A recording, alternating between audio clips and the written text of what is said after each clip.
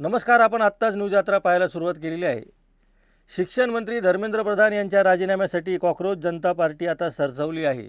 देशभरातील प्रमुख शहरांमध्ये कॉकरोच जनता पार्टीने सुरू केलेल्या आंदोलनाला उत्स्फूर्त असा प्रतिसाद मिळतो आहे आणि ही सगळी तरुणाई आता दिल्लीमध्ये धडकणार आणि धर्मेंद्र प्रधान यांच्या राजीनाम्याची मागणी करणार हे निश्चित झालेलं आहे. 20 जूनपूर्वी शिक्षण मंत्र्याचा राजीनामा घेतला जातो का याकडे सर्वांचं लक्ष लागलेलं असतानाच कॉकरोच जनता पार्टीविषयी काही मूलभूत असे प्रश्न उपस्थित केले जात आहे. आपल्याला त्याच्यावर आज चर्चा करायची आहे. एकतर कॉकरोच जनता पार्टीच्या मागे RSS आहे असा अत्यंत गंभीर असा आरोप सध्या होताना दिसतो आहे. दुसऱ्या बाजूने काँग्रेससारखा प्रमुख विरोधी पक्ष कॉकरोच जनता पार्टीला मदत करायला किंवा त्यांच्या आंदोलनात सहभागी व्हायला अजूनही तयार झालेला नाही आणि त्यामुळे या आरोपाला कुठंतरी काँग्रेस दुजोरा देतो आहे का, त्या आरोपामध्ये काही तथ्य आहे का, असं एक संशयाचं वातावरण निर्माण झालेलं आहे.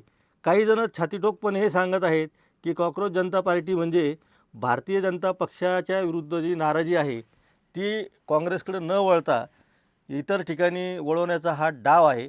हे खरं आहे का, असे अनेक महत्त्वाचे विषय आपल्याला आज समजून घ्यायचे आहेत. खरं तर शिक्षण मंत्री धर्मेंद्र प्रधान यांचा आत्ताचा राजीनामा हे कॉकरोच जनता पार्टीचं पहिलं उद्दिष्ट आहे. या पक्षाच्या प्रमुखांनी आणि या पक्षामध्ये सामील झालेल्या अनेकांनी कुठल्याही प्रकारची राजकीय भूमिका अजूनही जाहीर केलेली नाही. राजकीय पक्ष म्हणून त्यांची नोंद झालेली नाही. ते करणार की नाही या बाबतीतही त्यांनी संदिग्ध अशी भूमिका घेतलेली आहे.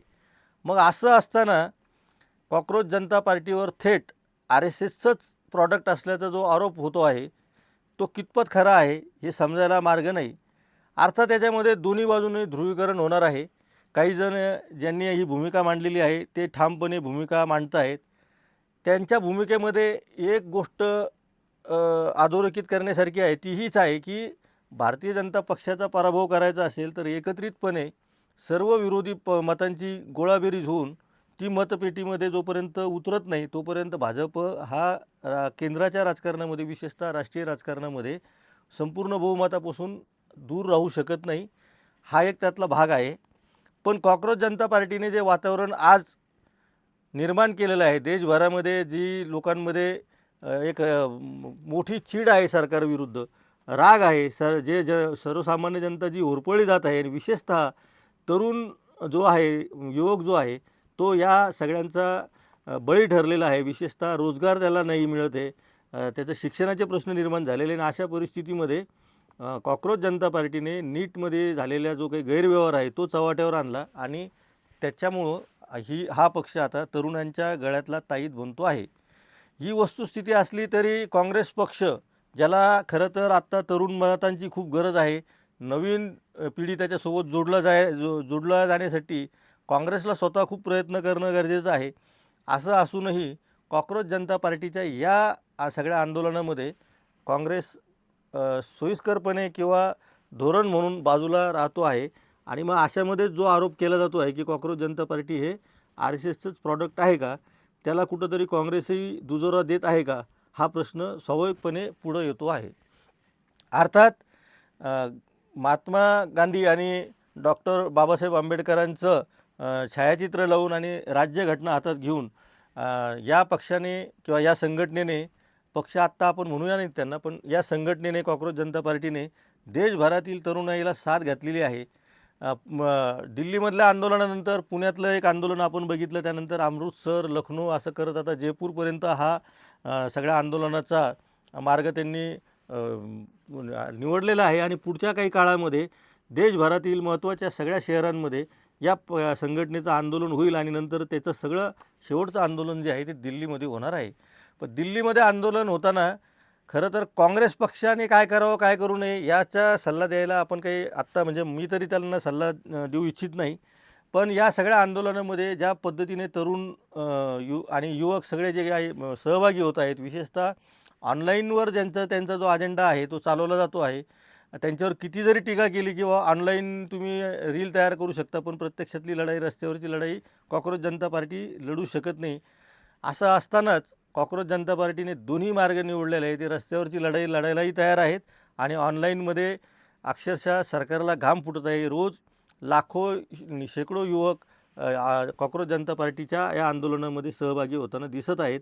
ऑनलाईन मोहिमेला मिळणारा प्रतिसाद हा सुद्धा भारतीय जनता पक्षाला भीतीदायक वाटावा इतका नक्कीच आहे.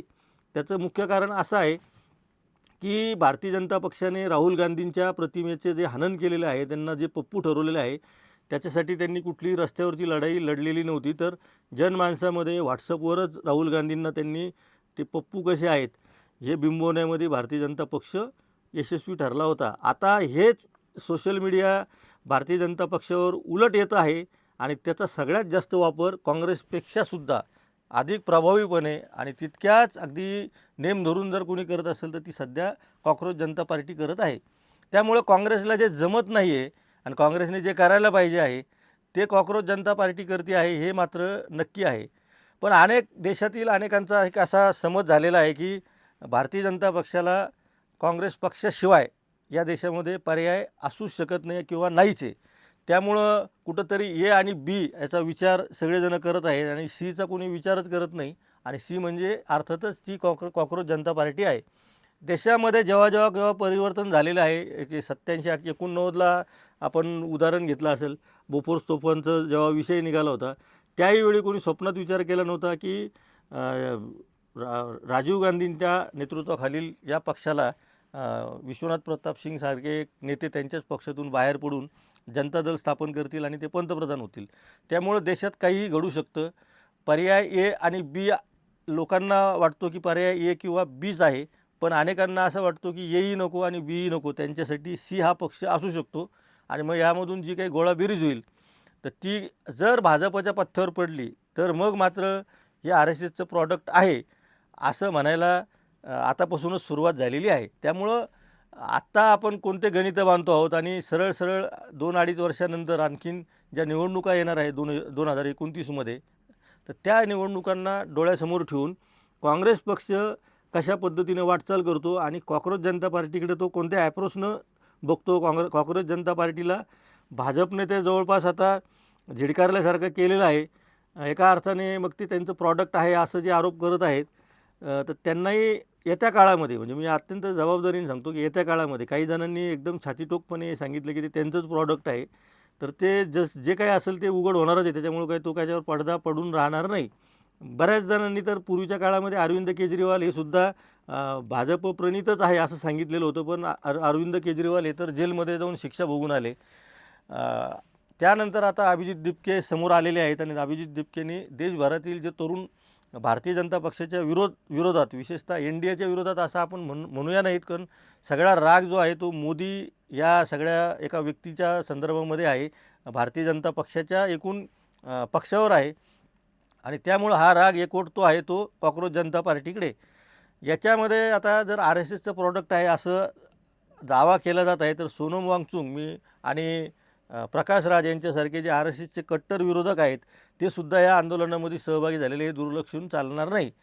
कदाचित कालांतराने काही जण तर म्हणजे महाराष्ट्राचंच उदाहरण द्यायचं तर निखिल वागळेंसारखे पत्रकार छातीठोकपणे हे सांगत आहेत की माझ्यावर संघी आहे असा आरोप झाला तरी चालेल, पण मी कॉक्रोच जनता पार्टीच्या सोबतच असणार आहे.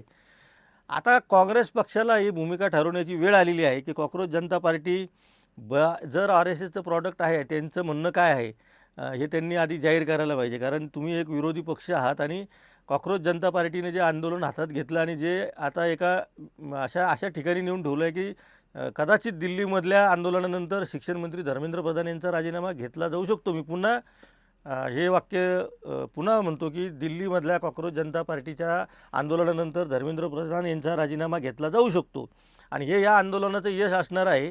जेव्हा हे आंदोलन यशाच्या दिशेने चाललेलं आहे त्याच पावलावर पाऊल ठेवून आता काँग्रेस पक्षसुद्धा राहुल गांधीच्या नेतृत्वाखाली नीट परीक्षेच्या संदर्भामध्ये आंदोलन करणार आहे. ही शोकांतिका नाही तर काय म्हणावं याला. खरं तर जे आंदोलन सुरू आहे तेच आंदोलन युवकांचं आहे, ते एकाच व्यक्तीचा राजीनामा आहे, परीक्षा ही तीच आहे आणि काँग्रेस पक्षाने वेगळं आंदोलन का करावं हा आपला प्रश्न नाही. पण जे आंदोलन आता सध्या इतकं पुढं गेलेलं आहे की त्या आंदोलनाला यश मिळणार हे नक्की झालेलं असताना काँग्रेस पक्ष पुन्हा तेच आंदोलन हाती घेत आहे, ही मात्र काँग्रेस पक्षाची नक्कीच शोकांतिका आहे. त्यामुळं मी पुढच्याही काळामध्ये या विषयावर बोलत राहणार आहे. जर खरंच म्हणजे आपण काय करू की दोन्ही बाजूंना संधी ही दिलीच पाहिजे कॉक्रोच जनता पार्टी जर संघाच्या जवळ असेल तर ते सिद्ध होणारच आहे. त्याच्यामुळं काही कोणतीही गोष्ट या देशामध्ये लपून राहत नाही. पण आत्ताच त्यांच्यावर असे आरोप करणं आणि त्याच्यावर शिक्कामोर्तब करणं हे मला तरी संयुक्तिक वाटत नाही. प्रत्येकाचं मत असतं, कालांतराने ते सिद्ध होणार आहे. बघूयात कॉक्रोच जनता पार्टी कोणत्या दिशेने जाणार आहे. काँग्रेस पक्ष त्यांच्याकडे कशा बघतो आहे. ती भारतीय जनता पक्षाला आणि काँग्रेसलाही डॅमेज करू शकते, ही काँग्रेसला भीती वाटते का?